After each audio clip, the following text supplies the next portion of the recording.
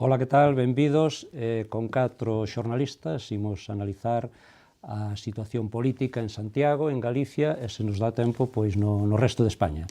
Acompáñanme Arturo Maneiro, que tal, Arturo? Moi boas. Xosé Antón Perozo, que tal? Moi boas, moi ben. Xosé Mexuto, que tal, Xosé? Ben, un placer estar aquí, como sempre. E tamén Paula Pájaro, que a deixo para o final, porque hoxe por primeiro día nos acompaña nesta mesa e esperamos que te encontres a gusto e que repitas con frecuencia. Graciñas, gracias por convidarme. Ben, e lle pido aos demais que sexa un pouco hoxe, pois, con ela, pois, xenerosos, non? Portarse ben. Además está en inferioridade.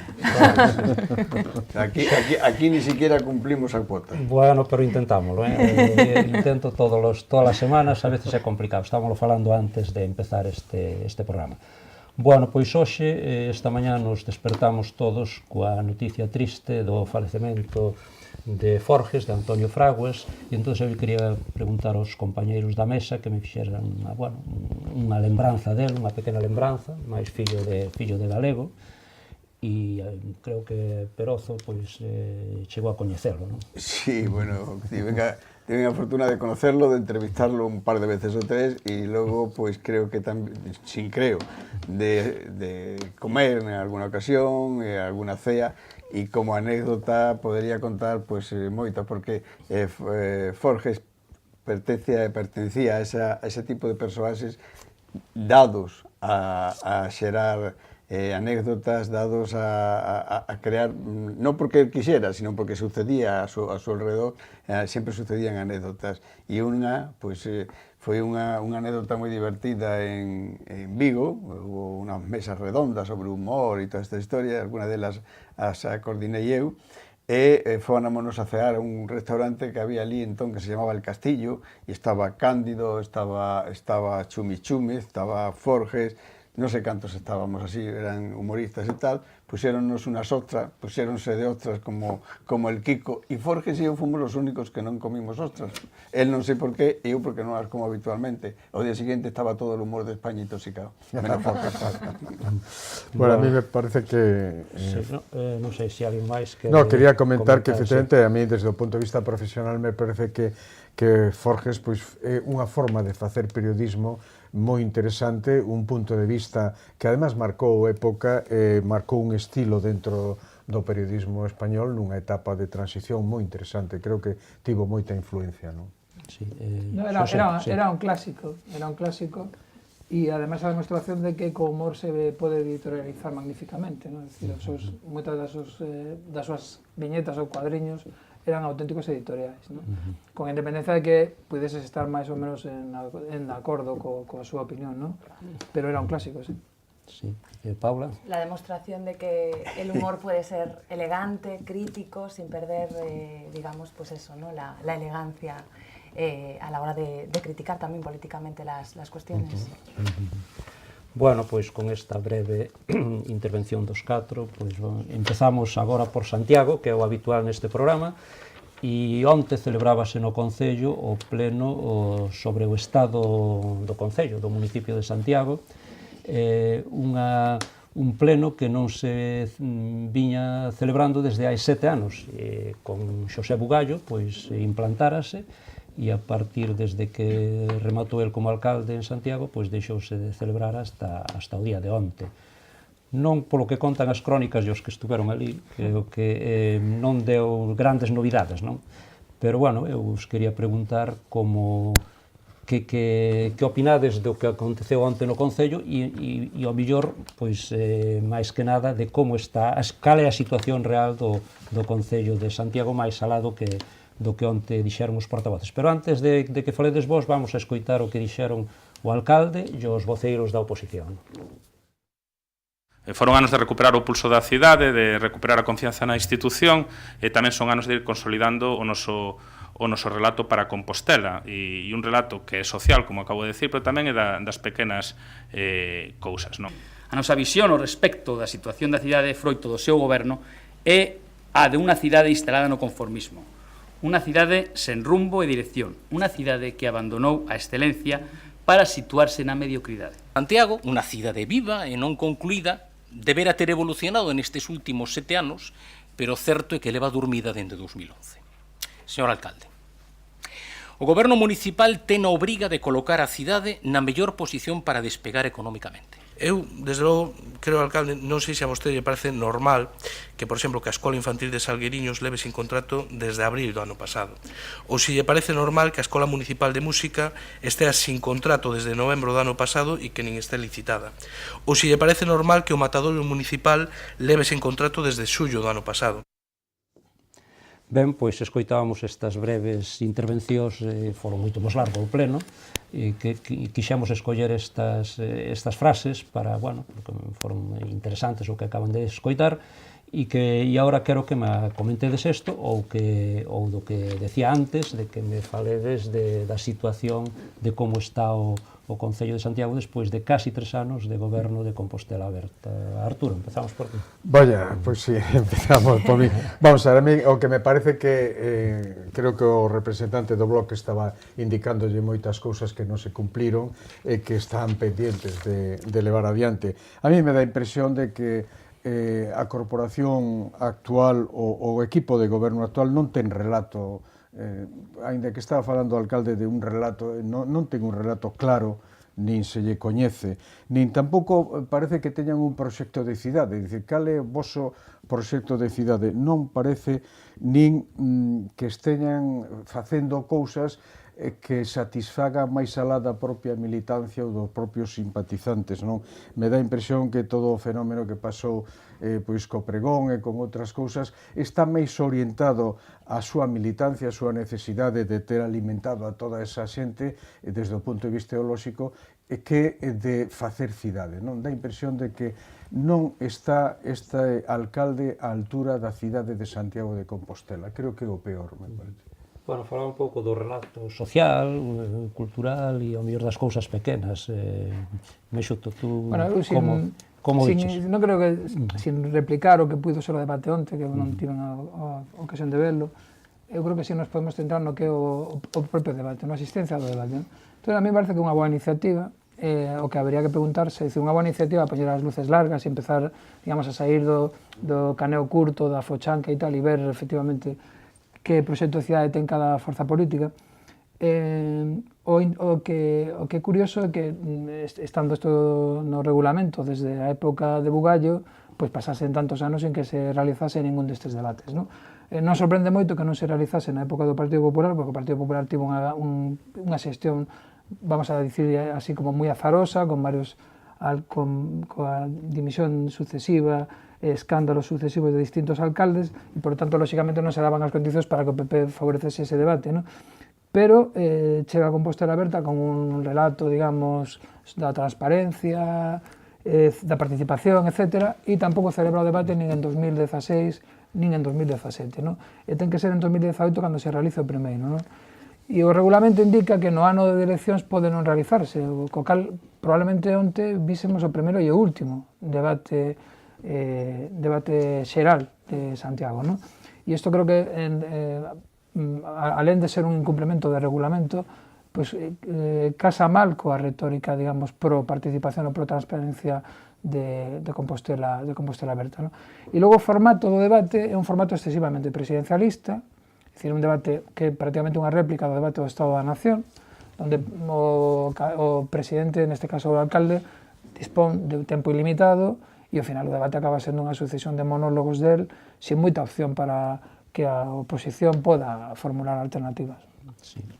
O que un pouco coinciden os grupos da oposición é que non hai un proxecto de cidade, non sei se é Perozo o que máis se lle pode... Sí, o gran problema que Martiño din que o debate veo, o sea, que en estes 3 anos viñeron a recuperar a cidade que teóricamente ou realmente se perderan nos 4 anos do Partido Popular, e o que se ve é que nos 4 anos do Partido Popular a vitalidade da cidade era tan potente, estaba tan ben asentada, que foron 4 anos nos que funcionou todo por inercia, pero es que nestes 3 anos tamén sigue funcionando por inercia. Non vimos nos últimos 7 anos ningún proxecto ni de continuidade, que podría ser unha razón importante e interesante que hubiera pois unha continuidade de todo o emprendido, sino que moitísimo do emprendido quedou parado, sexa, non temos a estación intermodal por culpa del señor, como se chamaba, Conde Roa, non temos o periférico, o telesférico que estaría dándolle vitalidade a la cidade de la cultura, porque exactamente lo mismo de lo mismo.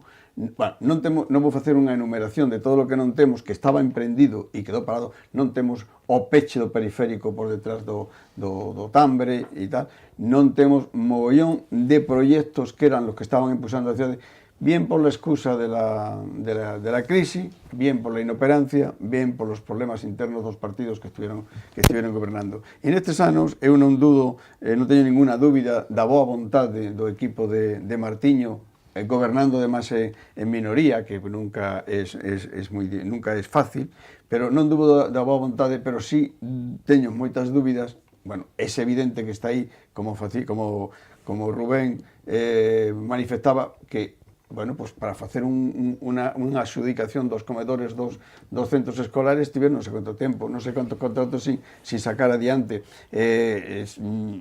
Ahora, o sea, mogollón de historias que quedaron no punto morto. E entón, bueno, pues non podía haber debate, justo porque non había nada que debatir. É dicir, hubiera máis vontade non vontade de facelo, non había nada que debatir. E agora, bueno, pues eu creo que la Marea ten que sacar peito, ten que sacar músculo de cara ao que ti acabas de señalar, porque seguramente o ano que ven, bueno, probablemente en marzo todavía podería haber debate, pero estaríamos xa en pre-campaña electoral, con lo cual pues, francamente dificultoso. Pero hai unha cousa neste debate, eu non o presenciei, pero simplemente porque con esos cortes vemos que se trata de unha cuestión de decir, nos somos maravillosos e los que estamos enfrente sodes un desastre. Pero non ves ninguna proposta. En un debate de estado da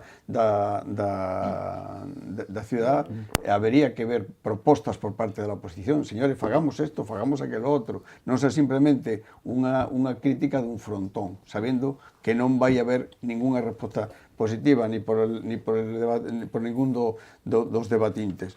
Non sei, é interesante que se fagan este tipo de historias porque de alguna maneira tamén se ven un pouco los perfis dos partidos que están agora mesmo no Concello, que forman parte da corporación, e se ve que tampouco hai ideas por parte de ninguno da oposición, o sea, non vemos ideas, é dicir, non las hai no goberno, pero tampouco as hai nos equipos que están en fronte. Pero que ten que poñer as ideas é o goberno. Sí, o que ten que facer o bueno, proxecto pero a leal oposición, Arturo... A oposición pode ser constructiva, Arturo. Claro, pero podría ser constructiva. Non é a súa obriga poñer os proxectos diante da mesa. Sí. É o alcalde o que ten que poñer os proxectos. Sí. Evidentemente. Pero saíron varios de Rubén que este tema non se fixo, este outro. Bueno, pues, hai moitas cousas que están sin facer. Aquí a experta é Paula. No, pero eu non sei se Paula sí que seguiu o debate, non? No, pero antes de que interveña Paula, o mellor un pouco que se refería a Arturo, quen ten que presentar os proxectos, que é o goberno, non? Entonces, hai pouco se celebrou o debate, un pleno sobre a estación depuradora e o goberno non presentou debate, presentaba aí un convenio, pero non quería presentar ninguna proposta. Non sei se ao mellor iba por aí tamén un pouco a cousa, pero, bueno, agora toca a Paula, que ela si coñece máis de cerca a actividade municipal. Eu seguín o debate, e para min, bueno, quedou constatado onte que estamos en pre-campaña. Eu penso que foi un todo ben versus todo mal, un todo ben por parte do goberno, que, bueno, Martiño Noriega insistiu moito nesa idea de que vimos a recuperar a normalidade dunha cidade, pois eso, que estaba asumida en 4 anos desastrosos. Houbo tamén moitas referencias ao pasado, de feito, bueno, pois incluso apelaba o Partido Popular a pedir desculpas por eses 4 anos da anterior legislatura, e houbo pouco futuro no sentido de que non houbo, pois Rubén Cela falaba do relato, non? Dicía, vostedes van sobrados de relato, o que pasa que o relato non se sostén en ningún dato económico. Por exemplo, agora teñen que presentar a liquidación do ano 2017, o 1 de marzo, e xa aventuraba Rubén Cela que o farán, digamos, aí no prazo máximo que marca a lei, porque iso tamén é outra, non? Que sempre se lle bota o tempo en riba a hora de sacar as cousas adiante, e dicía, e a liquidación sí que non lles vai aguantar o relato, porque na liquidación, nas cifras, veremos pois o que di o orzamento do ano 2017 e o que vai quedar constatado do que se levou a cabo nese último ano. Pero creo que nese debate de onte houbo pouco debate e sí que todos quedaron, digamos, nas súas posicións de saída de cara a unha pre-campaña electoral que vai ser moi longa, de momento sen candidatos tampouco oficiais, e penso que as críticas que máis lle doen quizáis o goberno de Compostela Aberta son precisamente as que lle chegan do BNG, porque falou moito desas cuestións dos contratos que non son capaces de sacar adiante, da hora, do guindastre, tamén das pistas de pádel, dos comedores escolares, o que vimos falando, non? E dicía Martiño Noriega que este é o goberno das pequenas cousas. Tamén Rubén Cela lle criticaba por aí, porque dicía, hai cousas que non saen adiante, que son de meros trámites administrativos, como son os contratos precisamente, non? E por sacar pois algunhas valoracións dos líderes políticos, eu destacaría de Agustín Hernández, que dicía que este é o goberno de imos indo, imos vendo, un pouco de a improvisación permanente, non? E segundo cheguen os problemas, os imos solucionando, e non cun relato de cidade consolidado, cun proxecto de cidade consolidado. Despois Paco Reyes dicía, bueno, isto é un mundo ao revés, porque parece que vimos aquí a que vostede poña nota a oposición, e non o contrario, cando son vostedes os que están gobernando. E despois Rubén Cela dicía eso precisamente, non? De relato van sobrados, pero o relato non se sostén en cifras. E por último, Martiño Noriega, por destacar tamén pois a súa valoración de todo vai ben, recuperamos a normalidade, dicía, Compostela Aberta chegou para quedarse, e pese o hábitat adverso, que ven un pouco é unha frase que engloba un pouco pois a súa política, non? De que aquí parece que están recibindo pagos por todos lados e que iso lles impide pois sacar a bo porto as cuestións da cidade. Evidentemente, se están recibindo palos por todos os lados, quere decir que algo non están facendo ben. E hai unha cosa, polo que ti contas, e, bueno, polo que se ven vendo pola inercia, realmente eu creo que o único, vamos a chamarlle, político que realmente está facendo e que sabe con certeza o que se está facendo dende en la oposición é Rubén Cela. É dicir, a Agustín Hernández parece un extraterrestre caído aí, o sea, bueno, de aquela maneira. E Paco Reyes, pues, está divagando permanentemente. Non hai unha dinámica na oposición tampouco moi potente. Pero eu creo que aí nese debate a Compostela Aberta convenlle que haxa digamos, esa loita permanente co Partido Popular, porque son forzas antagónicas, e ao final, pois iso lle dá votos, pero que Rubén Cela, pois, digamos, dea na diana, pesca no mesmo caladoiro de votos, e que Rubén Cela lle dea un repaso falando dos asuntos de cidade, non lle convén. De feito, houve un momento gracioso tamén durante esas 3 horas, máis ou menos, que durou o debate do estado da cidade, que lle dicía a Rubén Cela, Martiño Noriega, se vostede sabe facelo tanto, por que non o está facendo dende o goberno? Como apelando un pouco a que se incorpore, non, o goberno. Claro, Rubén Cela daballe a risa porque dicía, para que ti te colgues a medalla. Supoño que estaría pensando iso, non? Non, está claro, creo que o que estábamos dicindo que non existe un proxecto de cidade que poidan decir isto é o que nós queremos facer na cidade.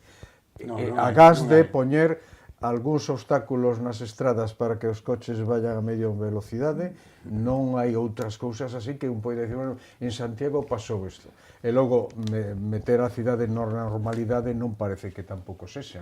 Os últimos acontecementos, o que está saindo de Santiago non é precisamente unha boa imaxe de Santiago nin do seu goberno. Pero eso é consecuencia, Arturo, de que realmente non hai un proxecto de cidade. Agora mesmo, eu non sei, na corporación creo que non hai ningún proxecto de cidade, ninguno. É dicir, non tes algo que levarte as mans ou que levarlle á ciudadanía e decirlle á ciudadanía vamos a facer isto ou estamos facendo aquel outro. Non, estamos no capítulo 1 de que hai que pagar isto, hai que pagar aquilo, hai que pagar máis, e estos son os cartos que temos. Recaudamos tanto, gastamos tanto, pero é exactamente igual que el señor que vive na súa casa, que está todo, digamos, medianamente ben posto, que si cambia algo é porque xa se deteriorou demasiado, si non, estou moi cómodo na casa. Entón, esta xente, o sea, estos equipos atoparon unha cidade realmente feita, organizada, funcionando, e non se facer, hai moito que facer, hai moito del BIS, parque del BIS, hai moito, parque del BIS a cidade. Pero todo eso estaba empezado.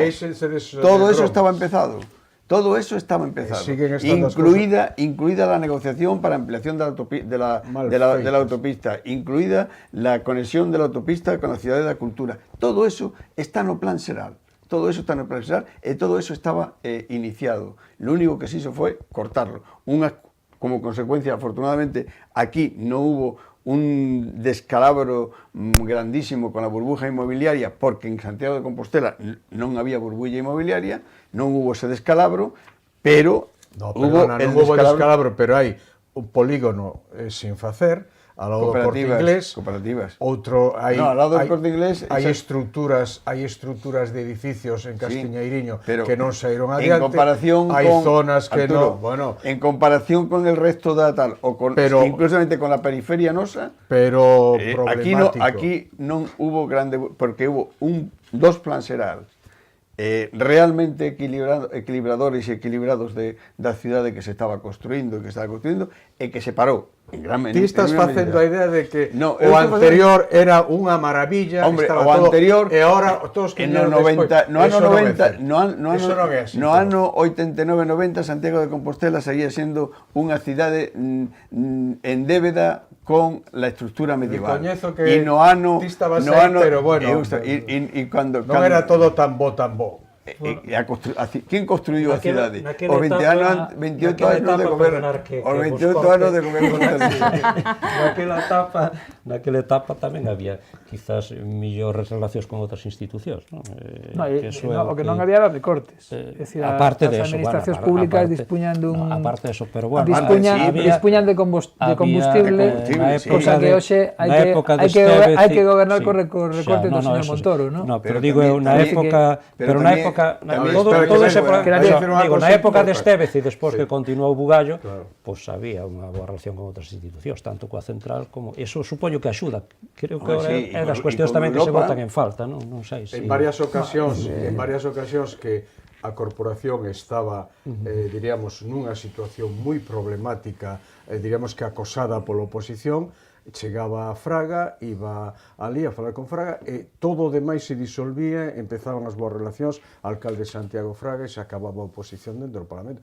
Bueno, dentro porque había proxectos. Pero cando estás nunha situación en que tes que destinar o excedente económico ao pago da débeda e non a investimento, en que non podes prácticamente repoñer o persoal que se amortiza por xubilación, evidente que as administracións públicas neste momento teñen un corsé que facer agora, digamos, unha sorte de exercicio de comparar esta época coa época, digamos, de keynesianismo, é dicir, con unha época de gasto público expansivo, pues, é facer un pouco de trampas, non? Creo que tampouco é unha idea de cidade que ilusione, non? Algúnha idea de cidade que ilusione, algún proxecto... Pero eso é demasiado abstracto, porque a mí o que pode ilusionar a unha persoa pode desilusionar a outra. Claro, pero como goberno, quero dicir, o que vimos de escoitar, bueno, pois Martiño Noriega dedicou un minuto de 2 horas e media a falar das grandes infraestructuras da cidade. Tampouco se fixo mención ao Xacobeo, que vai ser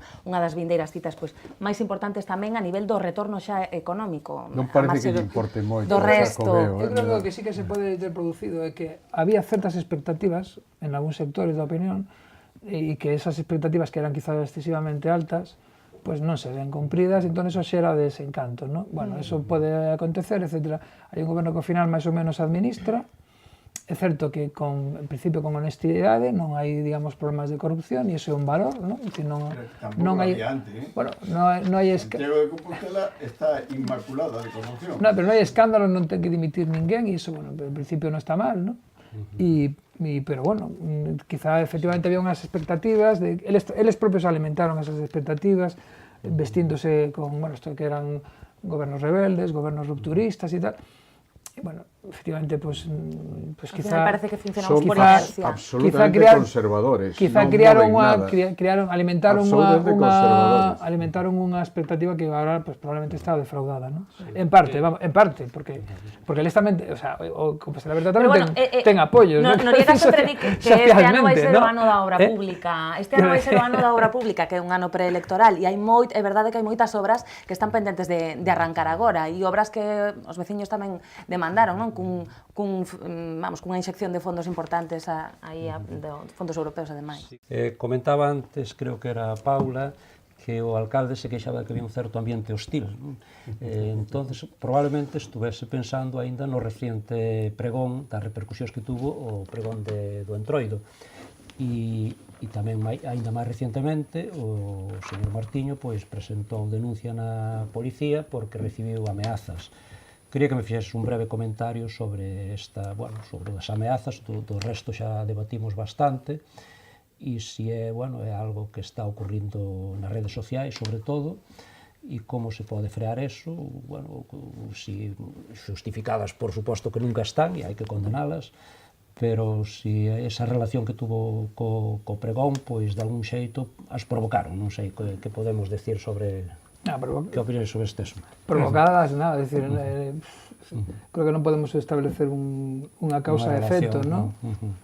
Pareceme gravísimo que un alcalde reciba ameazas de morte e creo que o alcalde fai moi ben en denuncialas, en poñelas en coñecemento da policía e espero que a policía faga as diligencias oportunas e as investigacións oportunas. Este tipo de cousas non poden acontecer, non pode acontecer que se reciban a alcaldía correos electrónicos con ameazas de morte, que o alcalde reciba por privado en Facebook ameazas de morte, que as ameazas non vayan dirixidas só a él, sino mesmo tamén a súa familia. Bueno, parece xa un auténtico despropósito, ¿no? E de enorme gravedade. A ver, que estaría... Imaginemos que estaría pasando si, non sei, a alcaldesa de Madrid recibise ameazas de morte, o a alcaldesa de Barcelona, o al alcalde de Londres o de París. Bueno, me parece un auténtico tal. Me parece gravísimo. E creo Martiño falou deste asunto co delegado do goberno e me parece oportuno esa xestión porque isto non pode quedar así impune. Si, xa tuvera outra, ademais, creo que está pendiente un xuicio por unha aprazaron un xuizo por unha persoa que ademais non só ameazaba, sino que está probado que o perseguía, é dicir, que estaba sometendo a unha vigilancia física, non? Si, nese caso está pendiente, creo, que un xuicio. Sí, correcto. Creo que hai que regulalo, porque, claro, as ameazas moitas veces son nas redes sociais, lemos auténticas barbaridades, que a min me parece un disparate, con Martiño Noriega, pero vímolo tamén durante a campaña en Cataluña contra Inés Arrimadas, barbaridades absolutas, pero de principio a fin, e obviamente isto non se pode permitir. Unha ameaza ou unha ameaza de morte ou insultos, a cantidad de improperios que se chegan a dicir ou escribir nas redes sociais, ou tamén contactos telefónicos de calqueira xeito nunca poden estar xustificadas de ningunha maneira. E eu penso que, claro, o alcalde aquí a razón o asiste, non? A hora de denunciar a policía, pero a min me parece que é denunciable a ameaza que chega a calqueira persoa de calqueira cor política e de calqueira profesión non só os políticos, pero neste caso, digamos que é moito máis visible porque o alcalde o fai visible, por suposto, e porque, bueno, podémolo ver todos, non, nas redes sociais. A mí me parece, perdón, que o tema da violencia neste caso, o que fai é desprestixiar as críticas que se fan rigurosas a un tema mal feito polo alcalde, que teñen o efecto contrario, posto que se alguén critica unha cousa que fixo mal o alcalde, e ven un señor ameazando con certa violencia... Si, perde a razón. Perde a razón totalmente, e de algún xeito desprestixia ou fai que o outro poida ter unha certa saída por aí, non? Eu creo que todas as autoridades públicas, todas as personas públicas, teñen ameazas, violencia exercida nas redes, porque a xente que escribe nas redes, moitísimos, está moi mal da cabeza, tan pronto teñen a oportunidade de expresar unha opinión que sempre son bueno, certas opinións sempre son moi violentas en caso de que son mensaxes eu lembrome, perdón, Arturo, dos scratches tamén, que para min é violencia física, que persigas a unha persoa ata a súa casa, que a súa familia, os seus fillos o estean a ver, a mí tamén me parece violencia e un xeito de coacción. Violencia e coacción é un delito, claro. Arturo, lo máis lamentable de todo esto es que esto nos da un pulso de la situación en la que estamos no país. É dicir, é evidente que el dispoñer de redes que antes non se dispuñan, disponer de cauces que antes se limitaban al insulto na taberna ou se limitaban a la bronca entre veciños e os patios de veciños, bueno, pues que, digamos decir, que estaban aislados, que non formaban parte da situación, formaban parte da situación do país, dos países ou dos povos e tal, formaban parte de unha forma de ser ou sentir en un momento determinado. Lo que pasa es que el tema de la divulgación inmensa que se produce, o que parece que se produce con las redes, nos está dando una sensación y una imagen de pelexa de Caín y Abel terrible. Es decir, porque las redes están cheas de chorradas, están cheas de xente que te enseña que falla a la hora de xantar, de comer, o almorzo, tonterías e todas esas historias, e están cheas de violencias verbais, que antes se resolvían de outra maneira, que non trascendían.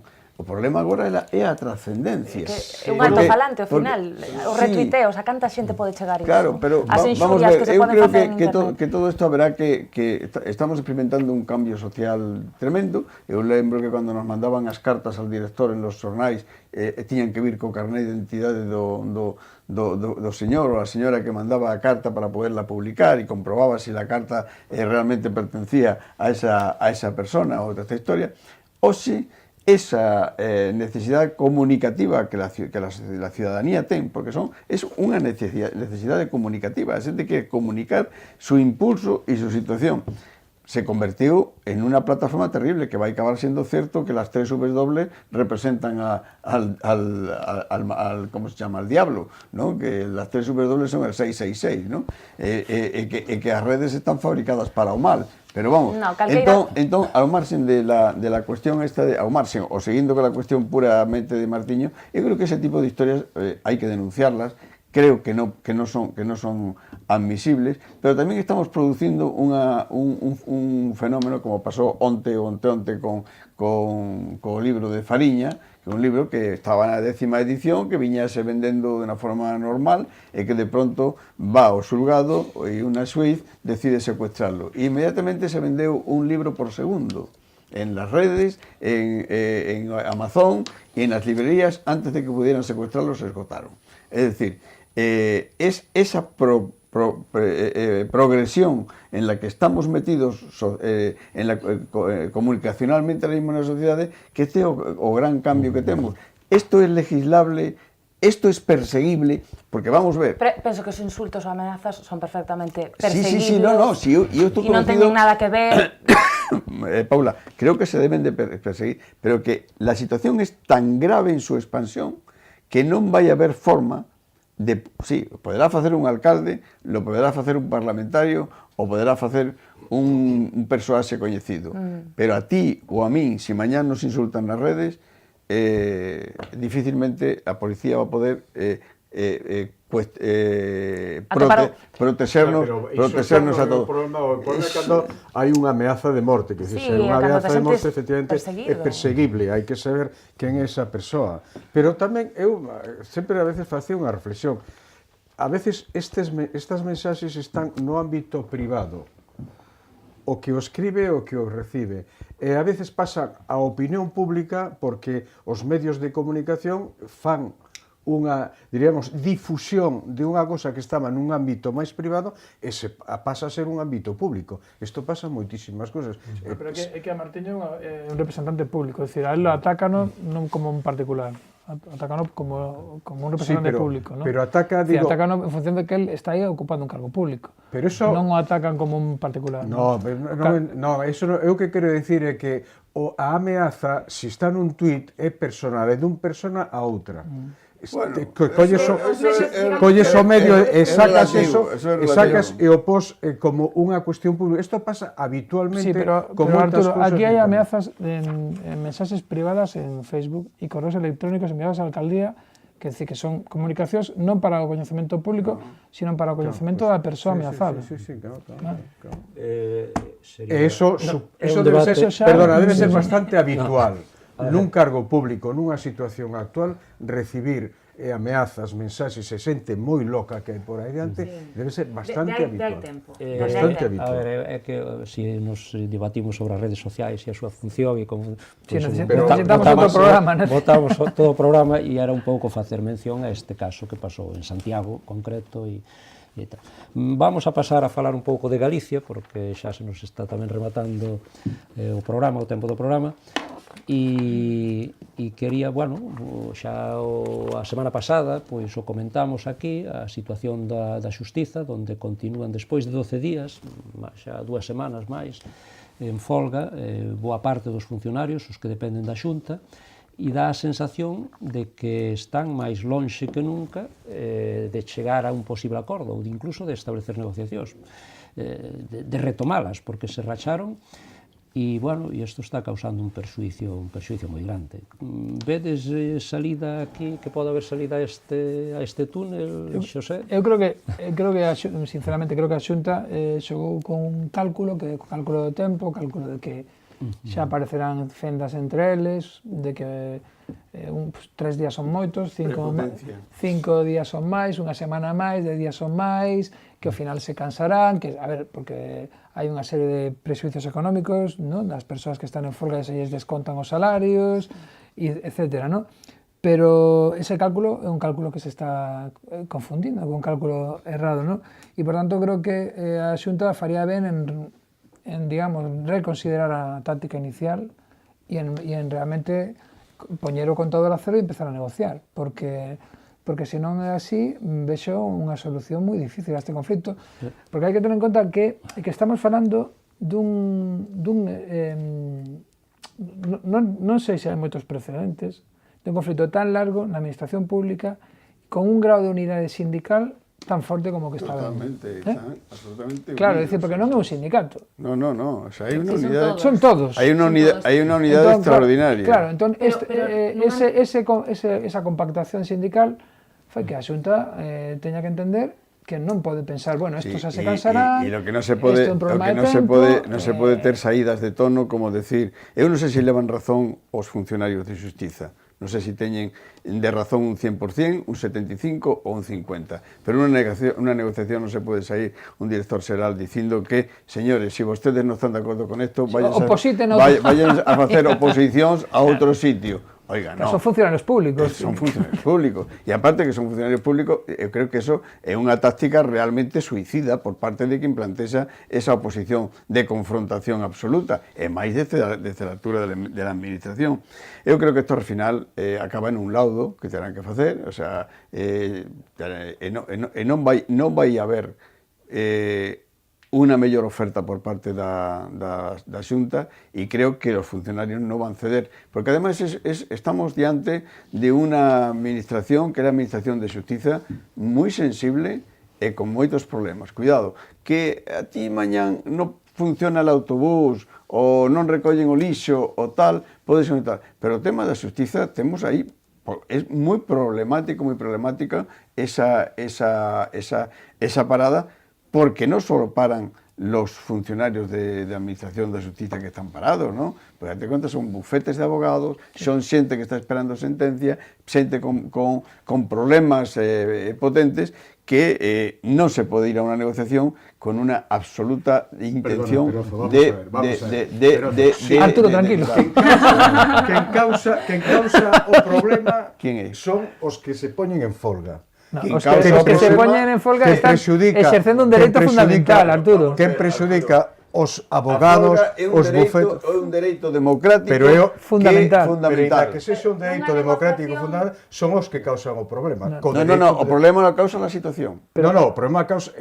El problema lo causa la situación. Si están en folga. Non o causa Pero nin ti a Xunta. crees que se poñen en nin o folga por funcionario. deporte, Arturo? Sí, claro que no. Por deporte non se poñen en folga. Ti crees que si Vale, a Xunta ti crees que un acepta- traballador normal iba a estar 10 días sabendo que se lle vai a descontar unha parte do seu salario? Probablemente Por deporte. Probablemente os estén engañando os sindicatos. Probablemente os estén Non creo que se... Vamos, Sí, no. non ofendamos a inteligencia de ninguén. Probablemente os sindicatos están engañando. Non ofendamos a inteligencia de ninguén, Están engañando os Arturo. traballadores. Sí, Bueno, é unha técnica habitual. E é un argumento Bueno, un argumento difícilmente sostenible, absolutamente Es decir, razonable, uno, empíricamente demostrable, sí. absolutamente estás chamando riguroso. subnormales prácticamente a los funcionarios, por Dios. Bueno, es que o que están Claro, facendo... oiga, que vamos a engañar. Pero o que están facendo os funcionarios de xustiza é unha injustiza. Están creando un problema. Eso como frase. Están creando un Pero eso non está mal. problema moi serio. Están creando un problema moi serio. Non van a sacar o que queren. Aquí hai un plantexamento de fondo bastante considerable que non ten nada que ver cos soldos nin cos dereitos dos traballadores. Bueno, esa é unha sospeita que tamén lanzou E a a mesma administración. sospeita que acaba de decir de que a Xunta calcula que en 10 días se cansar. Bueno, Si pero estamos de eso sospeita, sospeita. vamos, de sospeita a sospeita. Hai O que está claro é que hai un problema. Hai un problema serio. Hai Pero unha déxame prepotencia. falar. Claro que sí, pero que hai Pero unha non deixas prepotencia falar. tremenda. Vais a estropear o micrófono, verás como. Déxame falar. Entón, se temos unha situación deste estilo, que son os funcionarios moi específicos, porque son funcionarios do Estado transferidos á comunidade autónoma que teñen un complemento especial por estar na comunidade autónoma e teñen unhas situacións especiais. E non teñen razón no que están pedindo. Non teñen razón, e menos no que están pedindo demais, porque se a eles se lles concede todo iso ven unha cascada a continuación de todos moitos funcionarios.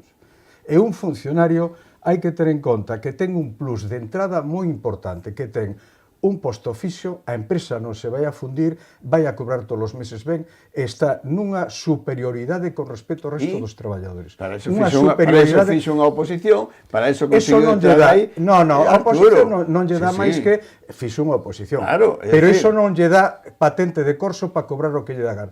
Vostede ten un traballo fixo, a súa empresa non vai a fundir. E outros moitos traballadores están todos os días pendentes e a empresa vai adiante. Eso non se paga. E tonto el último, e sempre hai uno que está peor. Eso non se paga cunha... Queda Paula. Eu dicía que nunha negociación o que está claro que alguén ten que sacrificar algo para chegar a bo porto, non? As dúas partes neste caso. E bueno, xa de cara á cidadanía, que ao final somos os paganinis, non? Os que estamos pois aguantando todo isto e os que primeiro nos cansamos de ver a folga, falaba antes Arturo de que, claro, isto vai en cascada, non? Se lles concede aos funcionarios de xustiza e despois tamén vemos estes días os pensionistas nas rúas con reclamacións, aínda que non dependan da mesma administración. Ao final os recursos públicos saen do mesmo peto, que son dos cidadáns. Entón, os pensionistas, que nos pode parecer que teñen razón, os policías e gardas civís en relación ás policías autonómicas, entón, isto é un debate, hai moitos funcionarios ou moitos perceptores de cartos que saen do erario público que lles pode asistir tamén a razón, e neste caso creo que se está a trasladar pois unha postura que quizáis os cidadáns non son capaces de entender. Pero tampouco, os ciudadanos, Paula, tampouco entendemos que haxa 3.000 millóns para recuperar ou rescatar as autopistas e non haxa para subirle aos pensionistas, ou que non haxa 3.000 millóns ou 7.000 millóns para rescatar el pozo petrolífero de non sei onde, que se lo lleva a unha empresa e non hai para solucionar os problemas da sanidade, ou que... Que problemas da sanidade? Mogollón de problemas de financiación da sanidade. No. Es que falamos da comparación. Eu estaba falando dos que piden un aumento. Sí, os que piden un aumento, pero non se les dá un aumento porque non hai carto. Non hai carto para ese aumento. Pero si hai ahora non vixamos a si hai cartos, pero vamos a ver, Pero na policía falamos de 600 euros, creo, mensuais de diferencia. Non hai cartos para modernizar a justicia máis. e, sin embargo, si hai 4.000 millóns de E os euros problemas este da ano xustiza- para modernizar o exército. Os problemas da xustiza non vamos a ver son que queremos só facer. dos salarios que cobran os funcionarios. O exército Habría que ver tamén se pode poñer en fai folga, falta máis que se persoal bueno, e por que Pois eu digo que se poñan os de xusticia. por que acumulamos o retraso que acumulamos nos xulgados, ademais dos soldos, claro. Por qué? Porque a Administración de Justicia está absolutamente abandonada. Eso non é certo. Eso sí é non é certo. certo, pero un aspecto desta cuestión Cabreas, que é non é que, certo. a ver, que desde os sindicatos exixen a outra parte que non negocie unha persoa. Isto vedes que por aí o camiño é acertado? A mí eso non me parece acertado. Pero é tan problemático esa cuestión para a Xunta. Pues, hombre, es una cuestión de Claro, representación. Ahí a Xunta... un poder de veto Claro. sobre unha No, persoa de que veto ademais é no. director xeral. Vamos a ver. No, ainda que esa o Bedel. Es Sí. decir, la Xunta decide quiénes son os seus negociadores e interlocutores, tienen que ser claro. los interlocutores. É unha negociación. E o que manexa a Facenda tamén. Claro. É unha negociación. Se unha das partes di, bueno, este señor nos acaba de faltar o respeto, non o queremos ver diante, bueno, Y si ¿cuál es el problema? mañana Xunta dice, Pues, claro, estos señores nos están pasando al respeto por no sé cuánto, nos queremos ver Claro, diante. pero- No, eso es como cuando, exactamente igual que cuando dice, eu te voto para... Eles o que argumenta que son funcionarios dun corpo estatal, ¿no? E que, por tanto, o director de Función Pública non pinta nada nesa negociación, ¿no? Porque non son funcionarios da Xunta. Entonces que negocien cos funcionarios de Madrid. O que pasa é que temos un reparto competencial tan absolutamente disparatado neste suposto estado máis descentralizado do mundo que, claro, é dicir, a Xunta ao final ten unha serie de competencias en materia laboral sobre o funcionariado que é estatal. No fondo é un funcionariado estatal, non? É o mesmo que pasa coa Policía Autonómica. Sí, Son claro, funcionarios que son- estatais que é unha unidade se adscrita quedan adscritos a- aquí. Claro. Bueno, pero é que razón de máis para que os señores da Xustiza, si teñen un problema, Razón de máis para sigan transferir Oiga, sigan traballando. a Xustiza a Galiza. Sigan Resolvan a ver os si problemas, a ver si mañana nos resolvan acordamos os de vos. problemas dos cidadáns, sigan traballando. Se queren fer folga, fagan unha folga xaponesa, traballen o doble. Y entonces rebaixan o sueldo, porque xa traballan o doble, xa non necesitan Pois saquen máis. o doble de casos de diante. Entonces estarán adquirindo prestigio. Pero logo, dentro da mira, sociedade. Arturo, Neste hai un problema obxectivo de insuficiencia de recursos públicos nun servizo fundamental como é a xustiza, como tamén o hai na sanidade, como tamén hai na educación. E se produce un deterioro do servizo ao longo destes Eso non é certo. ao longo Eso destes non é anos. certo. Home, é certo. Non é certo. Como Eso todos certo. os servizos públicos están peor Non financiados é hoxe certo. que hai 10 anos. Todos os servicios públicos en Galicia están cada ano tendo mellores situación. A respecto de... A respecto de os medios que teñen e de todas as posibilidades, medios materiais, medios personais, teñen cada vez máis. Pues, date unha volta polas urxencias, está medio un pequeno pico de gripe. As urxencias non son un susto, diríamos Sí, un que hai termómetro picos para en urxencias que, bueno, en este momento, que metes 50 médicos máis Arturo, que a historia esta de que con menos se fai máis é unha historia que nin Adam Smith redivivo se la cree, vamos, é dicir, Mira, con Mesito, menos non se o fai das máis, urxencias son urxencias. con menos diñeiro Hai público, picos. con menos diñeiro público e hai menos diñeiro público, a Xunta de Galiza hoxe non ten orzamento. Pero que non hai menos diñeiro público, cada vez hai máis diñeiro público nos presupostos para ese tipo de sectores. Algún di, no, é que están recortando cada vez máis, cada vez hai máis, non hai que ver máis os presupostos. Cada vez hai máis, e polo tanto, e por moito que exista, eu recordo unha vez que me dixo un médico de urxencia, dice, cando estábamos, por poñer o exemplo de Santiago, cando estábamos abaixo, en Galeras, tiñamos unhas urxencias pequeniñas, necesitábamos o doble. Pasamos ao novo Hospital do Chus e tiñamos o doble ou triple de espacio. Inmediatamente eso quedou sin necesidade, non chegou para nada. Por lo tanto, se poñemos outra máis, tampouco chegaría para nada, porque vas aumentando. Si deterioras atención, Mira, lo que acaba de pasar en Pontevedra. Si deterioras atención primaria, temos que rematar. Temos que rematar. Perozo, que falaremos outro día falaremos da sanidade. Tería que ver que ser como no fútbol, tería que ver desconto. Agora, hoxe non nos dá tempo a falar da sanidade. porque rematamos o tempo simplemente. Tiñamos previsto tamén, aquí tiña no guión, de falar algo de Cataluña, pero xa levamos 3 semanas que nunca chegamos a Cataluña.